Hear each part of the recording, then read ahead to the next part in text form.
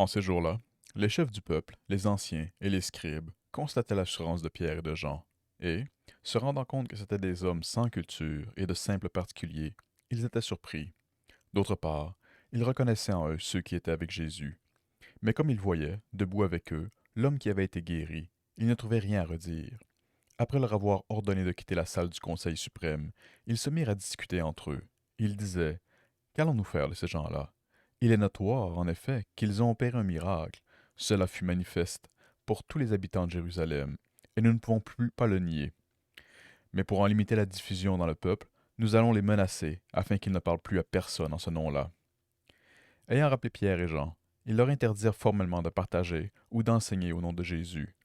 Ceux-ci leur répliquèrent: Est-il juste devant Dieu de vous écouter, plutôt que d'écouter Dieu? À vous de juger. Quant à nous, il nous est impossible de nous taire sur ce que nous avons vu et entendu. Après de nouvelles menaces, ils les relâchèrent, faute d'avoir trouvé le moyen de les punir. C'était à cause du peuple, car tout le monde rendait la gloire à Dieu pour ce qui était arrivé.